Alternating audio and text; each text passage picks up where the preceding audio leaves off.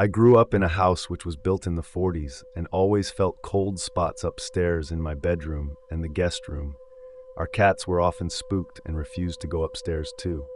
Anyway, a friend of mine advised me to talk to it, that weird icy feeling like something not there but present, and that I should give it a name I wouldn't be afraid of. I started calling it George, after an old plow horse I once knew. It got easier to deal with things suddenly coming up missing. I would clear a space on my dresser and tell George I really needed the item back. I would turn my back to the dresser and ask George to return the item. Then I would turn around and it would be there on my dresser where I'd cleared a place for it. I know it sounds weird, but it would happen. Also, if George got angry, like the time a friend of mine brought over an Ouija board to try out, the whole house filled up with flies. I killed over 20, but there were more than that.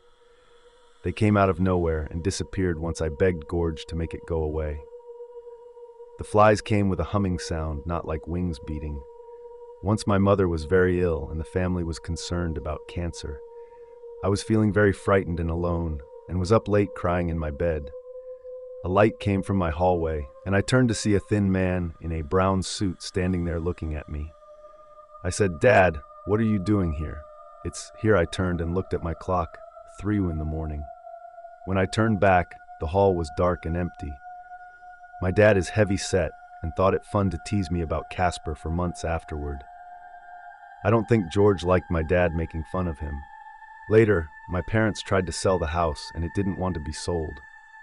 Anytime someone was shown the house, it would start to produce a horrible acrid smell, worse than a cat box that's never been cleaned. The smell would only last while strangers were in the house and would dissipate after they left.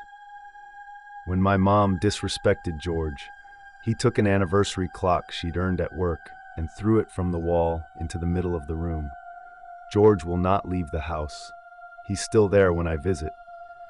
I don't like the house I grew up in, but I've figured out how to accept George. I'm just not sure he accepts us. I still feel unwelcome upstairs.